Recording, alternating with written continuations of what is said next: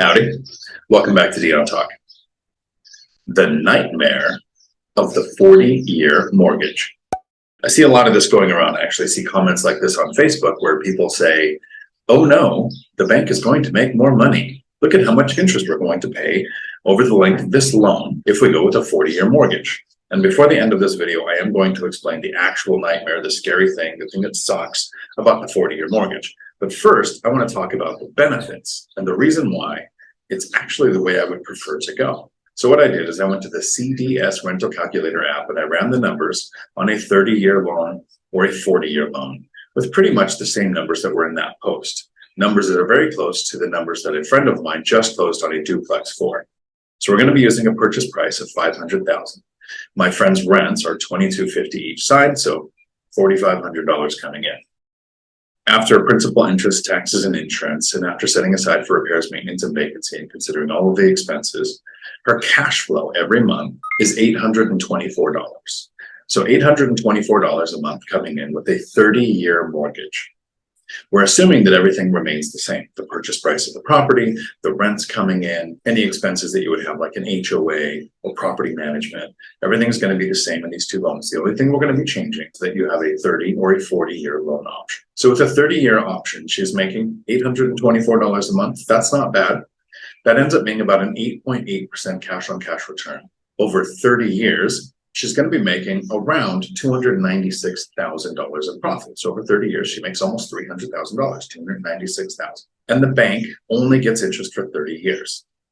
Now, if we go with the 40-year loan product, here's why it's my preferred method until I explain the bad thing about the 40-year loan product. And I want you to understand a concept that people have where we hate the idea of other people making money, even if it will make us more money. An example is down below in my description. I have a couple of links. I'm an Amazon affiliate. If you click on the locks or the lights that I use and you then purchase anything on Amazon for 24 hours, I get a little bit of it. If you click on the links to the One Rental at a Time book or the 15 Conversations with Real Estate Millionaires book that I narrated for Audible, and you buy it from Amazon, I might make a little bit of money. So people actually click on it to go to the item, and then they'll go into their search bar, and you can actually remove the part that says Dion Talk Financial Freedom so that my affiliate link is not there. Me being an affiliate doesn't cost that person a penny. They're going to pay the exact same price, but they can't stand the idea that somebody else is going to make some money off of their expense, even though it's the same expense. The case with a 30 or 40-year loan is actually amplified because people look and they go, we're going to pay so much more in interest. I don't want to do that. Yeah, it's terrible. So let's look at the math. If we take the same purchase price of $500,000 and the same rents coming in of $2,250, and we're going to assume that for 30 years, rents never go up. So the yield will stay the same, even though that's not how math actually works. And almost all of my properties, well, they started at about 10% cash on cash return. They're all over 20 by year 3 or 4. But we're just going with flat math to keep it simple. If we extend the payments from 30 years to 40 years, instead of making $824 a month, my friend would now be making $1,021 a month. So the payments go on for 10 years longer, but she makes more every month. And over the course of just the first 30 years, my friend is now going to make, instead of $296,000, she's going to profit $367,000. Significantly more, but more interest is going to the bank. And yes, 30 years from now, the 30-year loan will be over. And then they'll have 10 years of payments coming in without a mortgage payment. And the person with the 40-year loan is still going to be paying a mortgage. But are you investing to make money 30 years from now? You might as well have a retirement account. And remember, I say this often, if I had money in a retirement account, I would still be working. I wouldn't be sitting here in Portugal looking for a house trying to figure out how to find good Wi-Fi to upload videos with. Most homeowners own their properties for about 7 years. Now, my intent is to keep them until I die, but I'm investing for cash flow. As an investor, do you think you are never going to sell? You are never going to refinance. You are never going to take out a cash refinance, take out a home equity line of credit, or refinance to get a better interest rate. I'm not planning on investing with a mortgage based on what's going to happen in 30 or 40 years. I'm buying a rental property with a mortgage based on what is my cash flow going to be year 1. And for that first year, instead of $824 a month, I'd rather make $1,021.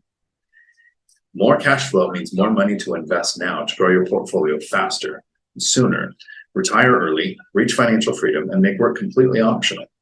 Not something I'm going to be worried about 30 years from now. It took me less than 10 years to reach financial freedom, which is what I teach in my course that you can find at DionTalk.com.